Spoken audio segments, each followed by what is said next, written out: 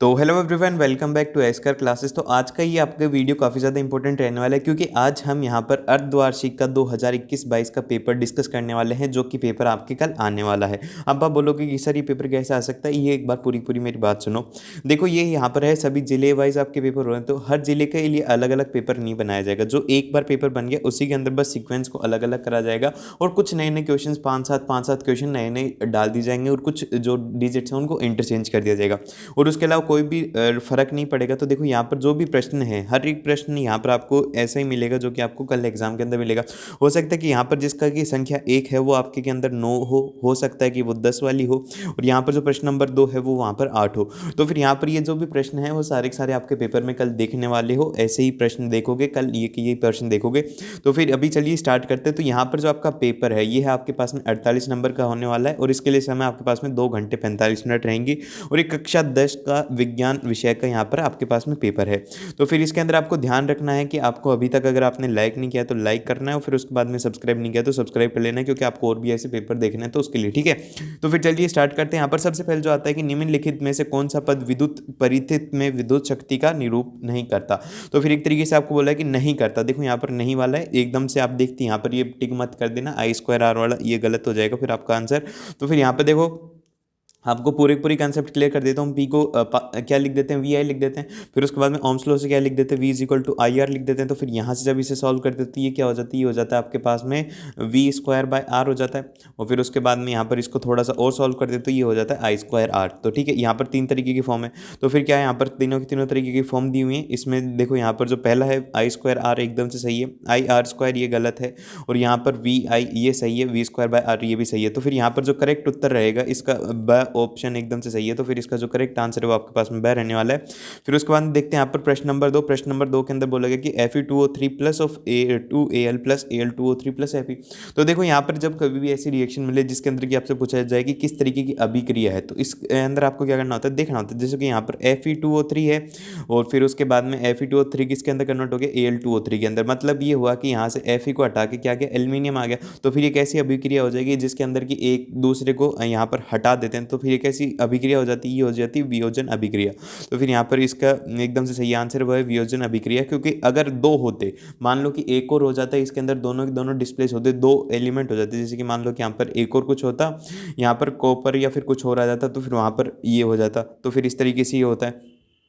अभी उसी तरीके से आपको प्रश्न नंबर 3 है, प्रश्न नंबर 3 को आपको जल्दी से बताना है। तो प्रश्न नंबर 3 का उत्तर जल्दी से बताओ और प्रश्न नंबर 4 का उत्तर बताओ और प्रश्न नंबर 5 का उत्तर बताओ। ये सारे के सारे आपको बताने, काफ़ी ज़्यादा आसान प्रश्न है और आपको जल्दी से इनके उत्तर बताने हैं। और फिर उसके बाद में यहाँ पर आपको प्रश्न नंबर 6 है। प्रश्न नंबर 6 के अंदर विरंजिक चूर्ण का सूत्र बताइए, तो फिर आपको ये भी बताना है। और फिर उसके बाद में 7वें का यहाँ पर एक मिश्रित ग्रंथि है, तो फिर यहाँ पर ये जल्दी से बताओ कि 7वें का उत्तर क्या है। ये वाला काफ़ी ज़्यादा इंपॉर्टेंट है, तो इसको तो इंपॉर्टेंट मार्क कर लेना। और फिर उसके बाद में यहाँ पर क्वेश्चन नंबर 8वां आता है। 8वें के अंदर बोला गया कि प्रतिरोधकता का एसआई मार्कता क्या है, तो फिर यहाँ पर ओम होती है। ओम इसके एसआई मार्कता है और इसका जो सिंबल रहता है वो रहता है ओम, इस तरीके से है। और फिर उसके बाद में इसके अंदर है कि 9वें में वह माध्यम जिसमें प्रकाश सबसे तेजी से गमन करता है कहलाता है। तो जहाँ पर हवा नहीं होती मतलब वैक्यूम, वैक्यूम इसका एकदम से सही आंसर है, ठीक है।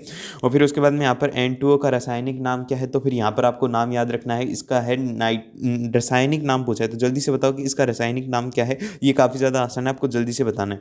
और फिर उसके बाद में यहाँ पर आपके पास में 11 है। 11वें वाले के अंदर बोला गया कि किलोवाट घंटा विद्युत ऊर्जा की इकाई है। एकदम से सही बात है, किलोवाट पर आवर इसकी एकदम से सही इकाई है। तो फिर यहाँ पर किलोवाट आर इसकी इकाई है। तो फिर यहाँ पर ये तो सही हो गया, मतलब एक तरीके से टी लिख देना आपको। फिर उसके बाद में 12वां है। 12वां वाला बताओ कि ट्रू है या फिर फॉल्स है। जल्दी से 12वें वाले के बारे में बताओ। फिर इसी तरीके से आपके पास में प्रश्न नंबर 13 आता है। प्रश्न नंबर 13 के अंदर बोला गया है कि डायोप्टर फोकस की दूरी की इकाई है। तो फिर यहाँ पर क्या फोकस की दूरी की इकाई डायोप्टर है, नहीं भाई ये तो गलत है एकदम से। पावर की इकाई होती है हमारे तो डायोप्टर, और डायोप्टर क्या होता है, वो होता है 1/मीटर होता है, उसको डायोप्टर कहते हैं। तो फिर ये तो गलत है, 13 वाला गलत है, इसका 13 वाला फॉल्स है। और फिर उसी तरीके से आप बताओ कि 14 और 15 वाले का क्या होगा, सही ट्रू है या फॉल्स है। जल्दी से मेरे को उत्तर बताते जाओ साथ में ही। और फिर उसके बाद यहाँ पर प्रश्न प्रश्न नंबर 16 आता है, प्रश्न नंबर 16। और यहाँ पर अति लघुरात्मक मतलब एक एक नंबर के जो सवाल हैं उनके अंदर आपको बस एक लाइन लिखनी है, एक लाइन से ज़्यादा नहीं लिखना। एक लाइन भी मैं ज़्यादा बोल रहा हूँ, बस 2 या 3 शब्दों के अंदर आपको लिखना होता है, 2 या 3 शब्द लिखने और फिर उसके बाद में आपका उत्तर पूरा पूरा हो जाता है और आपके नंबर नहीं काट जाएंगे। ये सोचो कि ज़्यादा लिखेंगे तो नहीं होगा, ज़्यादा लिखोगे तो भी उतने नंबर मिलने, कम लिखोगे तो भी उतने नंबर लिखने, ज़्यादा लिखने में टाइम वेस्ट होगा, ठीक है। और फिर उसके बाद में चलते हैं यहाँ पर क्वेश्चन नंबर आपके पास में आते हैं 21 और 22। 21 और 22 लघुरात्मक प्रश्न है, तो लघुरात्मक प्रश्न अभी मैं आपको बताऊंगा नहीं, ये आप अपनी कॉपी लो, कॉपी के अंदर बैठ के लिखो इनको, ठीक है। कॉपी लो और कॉपी के अंदर इनकी प्रैक्टिस करो। और ये वाला जो पेपर है ये आपको मिल जाएगा टेलीग्राम चैनल के ऊपर, तो टेलीग्राम चैनल का लिंक आपको इस वीडियो के नीचे मिल जाएगा, तो वहाँ से जाकर के उसे ज्वाइन कर लेना। फिर उसके बाद में यहाँ पर है, यहाँ पर जो है आपके पास में प्रश्न नंबर 23। प्रश्न नंबर 23 के अंदर बोला गया कि रासायनिक समीकरणों का संतुलित कीजिए, तो फिर यहाँ पर आपको संतुलित करना है। तो संतुलित करने के लिए सबसे पहले तो देखना कि कौन सा एलिमेंट, जैसे कि यहाँ पर कैल्शियम है तो कैल्शियम को पहले संतुलित करोगे, देन फिर उसके बाद में आपके पास में यहाँ पर कार्बन, तो फिर कार्बन को करना है, फिर उसके बाद में आपको किसको करना है, उसके बाद में आपको ऑक्सीजन को करना है, फिर उसके बाद में हाइड्रोजन को करना है। तो फिर इसको करते हैं सबसे पहले।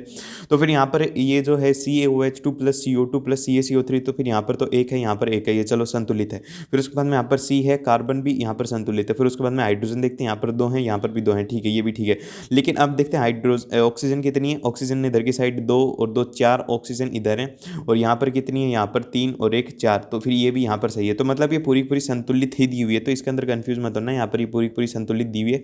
एक बार फिर से चेक कर लो चाहे, यहाँ पर देखो कैल्शियम कितना है, कैल्शियम 1 1 है दोनों तरफ, ठीक है, 1 1 कैल्शियम है। फिर उसके बाद में कार्बन देखते हैं, कार्बन भी कितना है, 1 1 है दोनों तरफ, ठीक है। और फिर उसके बाद में ये ऑक्सीजन देखते हैं, ऑक्सीजन इधर 2 हैं और फिर प्लस 2 कर दिया, और यहाँ पर कितनी है 3 और यहाँ पर 1 है, तो फिर यहाँ पर ये 4 4 हैं, तो फिर यहाँ पर ये संतुलित दी हुई है, तो इसके अंदर ज़्यादा कोई दिमाग नहीं लगाना। फिर उसके बाद में सेकंड वाली देखते हैं।